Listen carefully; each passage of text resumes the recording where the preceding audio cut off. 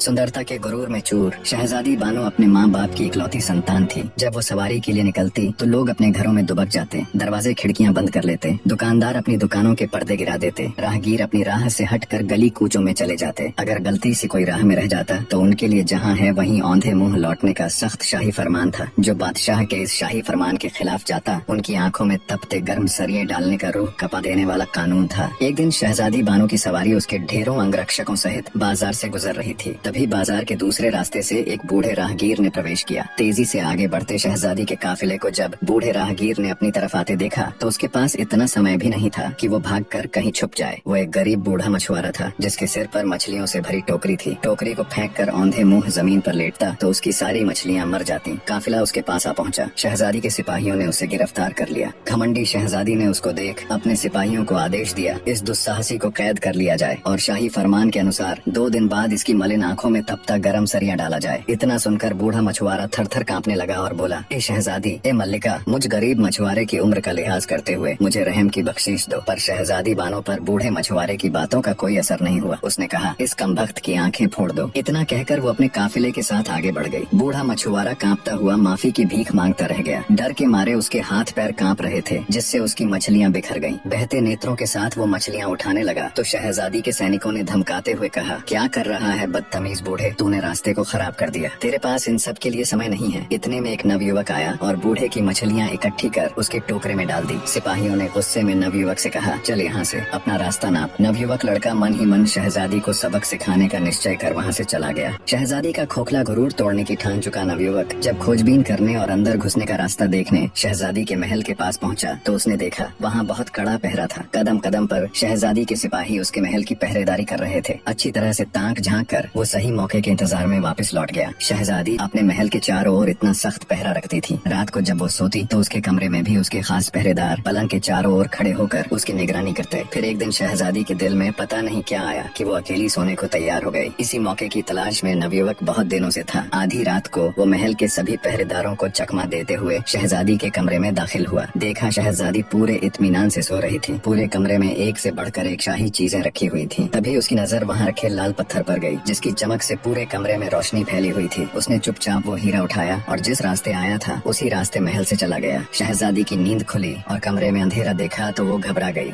घबराकर शहजादी बिस्तर से उठ खड़ी हुई और हाथों से टटोलते हुए घंटे से बंधी जंजीर तक पहुंची और जंजीर खींच दी। घंटे की जोर जोर की आवाज सुनकर शहजादी के नौकर चाकर उसकी बांदियां तुरंत उसके पास पहुंची। उधर बादशाह और मल्लिका भी घंटे की आवाज सुनकर उठ गए। मल्लिका ने बादशाह से कहा, हाय क्या हो गया मेरी बच्ची को, जल्दी से उसके पास चलो। बादशाह और मल्लिका जब शहजादी बानो के कमरे में पहुंचे तो उन्होंने देखा शहजादी के पास नौकर खड़े हुए कह रहे थे, मल्लिका, हमने किसी को यहाँ से बाहर निकलते नहीं देखा। बादशाह के पूछने पर शहजादी ने बताया कि अब्बा जान, कमरे में रखे हीरा लाल को कोई चुरा ले गया। बादशाह ने तुरंत सैनिकों को आदेश दिया कि जल्दी जाओ और देखो चोर अभी यही होगा। पर नवयुवक तो कब का वहाँ से जा चुका था। सुबह होते ही बादशाह ने पूरी सल्तनत में घोषणा करवा दी कि जो भी शहजादी के चोरी हुए हीरा लाल को वापस लेकर आएगा या आएगी उसे मुंह मांगा इनाम दिया जाएगा। नवयुवक को जब बादशाह की घोषणा का पता चला तो वो मन ही मन खुश हुआ। वो अब अपने अगले कदम के लिए तैयार था। शहजादी के गुरूर को तोड़ने की नवयुवक की योजना अब उसके हिसाब से जा रही थी। अपनी योजना अनुसार वो बादशाह के सम्मुख पेश हुआ और तख्त के सामने झुककर बड़ी अदब के साथ सलाम किया। बादशाह ने नवयुवक से पूछा, कौन हो तुम? नवयुवक ने अदब के साथ कहा, बादशाह सलामत, मैं शहजादी के चुराए हुए हीरा लाल को लेकर आया हूँ। अब आप अपने वायदे के मुताबिक मेरी मुंह मांगी शर्त को पूरा कीजिए। बादशाह हीरे को देख खुश होता हुआ बोला, कहो तुम्हें क्या चाहिए? नवयुवक ने बोला, बादशाह सलामत, मेरी गुजारिश है कि परसों शहजादी को देखने पर कैद किए गए वृद्ध मछुआरे की आंखें फोड़ने की सजा माफ की जाए और उन सिपाहियों की पीठ पर कोड़े लगवाए जाएं जिन्होंने उसे गिरफ्तार किया और मुझे गालियाँ दी। बादशाह ने हैरान होते हुए पूछा, उस बूढ़े मछुआरे के साथ तुम्हारा क्या रिश्ता है? नवयुवक बोला, हुजूर ए आजम, मेरा उसके साथ इंसानियत के अलावा कोई रिश्ता नहीं। बस उसकी हालत देखकर मुझे उसके ऊपर रहम आ गया और वैसे भी उसके देखने भर से शहजादी का क्या बिगड़ गया। नवयुवक के मुख से ये बात सुनकर बादशाह गुस्से से तिलमिला उठा। उसने अपने वजीर को आदेश दिया, इस कमबख्त को कारावास में डाल दो और वायदे के मुताबिक उस बूढ़े मछुआरे को रिहा कर दिया जाए और उन सैनिकों को 50-50 कोड़े मारे जाएं। नवयुवक ने बादशाह का हुक्म सुन बादशाह से कहा, बादशाह हुजूर, आप मुझे कारावास की सजा क्यों दे रहे हो? तब बादशाह बोला, एक तो तुमने शहजादी के लाल हीरे को चुराया और ऊपर से शहजादी का अपमान किया है। नवयुवक ने बड़े अदब के साथ कहा, बादशाह हुजूर, हीरा मैंने बूढ़े मछुआरे को सजा से बचाने के लिए चुराया था। आप ये ठीक नहीं कर रहे हैं। अगर आपने ऐसा किया तो मैं आपकी जेल से भाग जाऊंगा और आपका ताज चुरा लूंगा। बादशाह बोला, बेवकूफ लड़के, तू मेरे ताज के आसपास भी नहीं फटक सकता। बादशाह ने सिपाहियों को उसे जेल ले जाने का इशारा किया। इशारा मिलते ही तुरंत सिपाही नवयुवक को पकड़कर कैद खाने ले गए और जेल में बंद कर दिया। नवयुवक जेल में बैठा खुश हो रहा था। जैसा वो चाहता था अब तक बिल्कुल वैसा ही हो रहा था। वो अब अपने अगले कदम के लिए पूरी तरह तैयार था।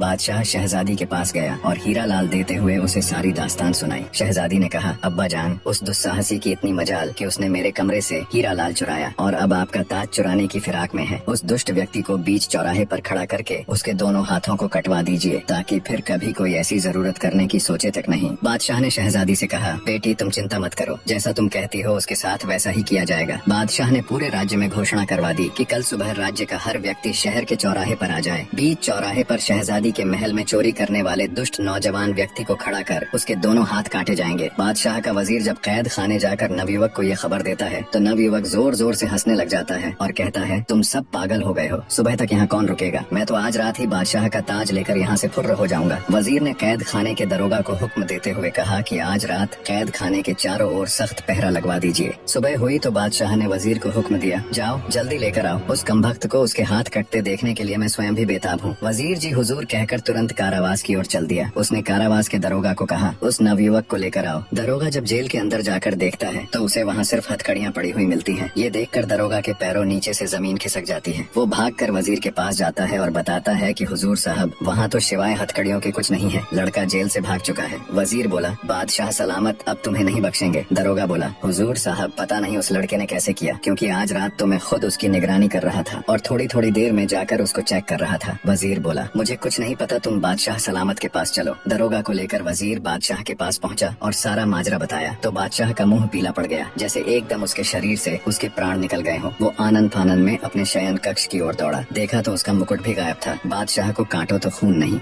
शहजादी बानो अपने पिता के महल में आती है। देखा तो बादशाह उदास बैठा हुआ है। शहजादी ने उनसे मायूसी का कारण पूछा तो बादशाह बोला, क्या फायदा मेरे बादशाह होने का जब एक मामूली सा चोर लड़का मेरे महल में दाखिल हो जाता है और जो उसका मन करे उठा ले जाता है। शहजादी बोली, मुझे तो लगता है सभी नौकर उस कमबख्त से मिले हुए हैं, पर आप उदास मत हो अब्बा जान, एक तरीका है उसे पकड़ने का और आपका ताज फिर से पाने का। आप उस बूढ़े राहगीर को फिर से कैद करवा कर पूरे नगर में घोषणा करवा दीजिए कि बूढ़े मछुआरे की आंखें निकाल कर उसे शहजादी के महल में बंदी बनाकर रखा गया है, वो उसे बचाने जरूर आएगा। बादशाह के हुक्म की देर थी कि कुछ ही देर में सैनिक उस बूढ़े राहगीर को पकड़ लाए। बादशाह ने बूढ़े मछुआरे को आराम के साथ शाही कमरे में ठहराया और अपनी योजना अनुसार पूरे राज्य में घोषणा कर दी कि बूढ़े की आंखें निकाल उसे कैद करके रखा है। नवयुवक को जब पता चला तो उसके तन बदन में आग लग गई। उसने खुद से कहा, जब मेरे ऊपर वश नहीं चला तो उस बूढ़े राहगीर को ही उठा लिया, पर अब बस बहुत हुआ, अब इन सब का अंत करने का समय आ गया है।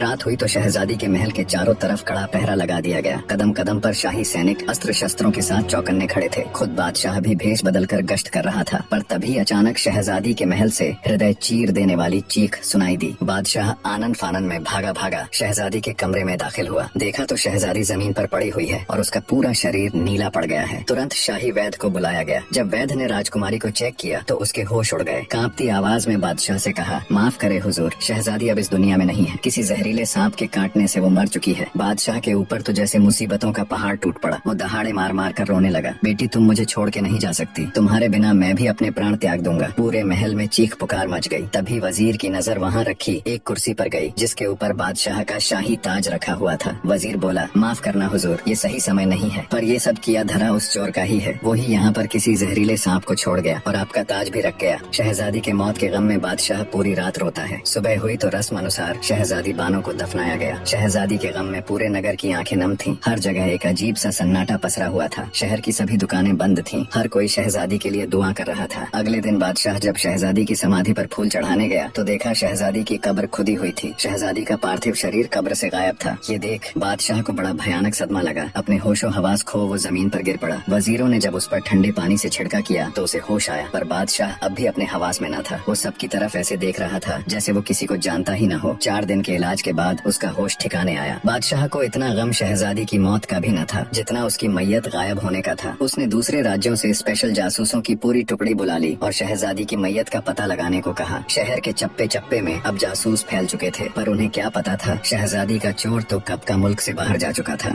कब्र खोदकर शहजादी की लाश को बाहर निकालने वाला कोई और नहीं बल्कि वो नवयुवक ही था जो शहजादी के गुरूर को तोड़कर ध्वस्त करने की ठान चुका था। शहजादी की लाश को अपने घोड़े पर लिए वो बहुत तेजी से आगे बढ़ रहा था। चलते चलते वो बगदाद शहर के बाहर पहुंच गया। शहजादी की लाश को झाड़ियों में छुपा वो एक संदूक ले आया। संदूक में शहजादी को लेटा शहर के अंदर गया और उसने एक सराय का कमरा किराए पर लिया। जब रात हुई और सब सो गए तो नवयुवक ने बक्से को खोला और कुछ मंत्र बोलकर एक सांप बन गया। सांप बने नवयुवक ने शहजादी के काटे हुए स्थान से सारा जहर चूस लिया और फिर से अपने असली रूप में आ गया। कुछ ही समय बाद आहें भरती हुई शहजादी उठकर बैठ गई। उसने पानी मांगा, तब नवयुवक ने उसे पानी पिलाया। पानी पीकर शहजादी के होश कुछ ठिकाने आए तो वो बोली, मैं कहाँ हूँ, तुम कौन हो? मैंने अभी अभी एक बहुत भयानक सपना देखा कि एक सांप के काटने से मेरी मृत्यु हो जाती है, मुझे दफना दिया जाता है, फिर तुम आकर मुझे कब्र से निकालकर एक सफेद घोड़े पर यहाँ ले आए। पर वो सपना एक सपना ना होकर हकीकत था। तुम मुझे यहाँ क्यों लेकर आए? तुम्हारा मकसद क्या है? और इतने सारे सिपाहियों के होते हुए तुम महल में घुसकर चोरी कैसे करते हो? बौखलाई शहजादी ने एक साथ सवालों की बौछार कर दी। तब नवयुवक बोला, सुनो शहजादी, अगर तुम जानना ही चाहती हो तो मेरा नाम बिन मुस्तफा है। मेरे अब्बा जान बहुत बड़े जादूगर थे जिन्होंने मुझे अपनी विद्या से सांप का रूप बदलने की विधि सिखाई है। मैं तुम्हारे महल में सांप के रूप में अंदर जाता था। जिस सांप के काटने से तुम्हारी मृत्यु हुई थी वो भी कोई और नहीं बल्कि मैं ही था। मैं जानता था सांप के काटे हुए मनुष्य का अगर 3 दिन के अंदर जहर चूस कर निकाल दिया जाए तो वो फिर से जिंदा हो जाता है। ये सब मैंने तुम्हें सबक सिखाने और तुम्हारे खोखले गुरूर को तोड़ने के लिए किया और अब तुम सदा के लिए मेरी दासी बनकर मेरे साथ रहोगी। यही तुम्हारी सजा है। शहजादी सब कुछ सुन एकदम सन रह गई। उसे कुछ बोलते न सूझा। कुछ देर चुप्पी के बाद शहजादी ने माफी मांगते हुए कहा, मैंने ताकत के गुरूर में चूर पता नहीं कितने ही लोगों का अनिष्ट किया है, मुझे माफ कर दो। पर नवयुवक के ऊपर शहजादी की पश्चाताप भरी बातों का कोई असर नहीं हुआ।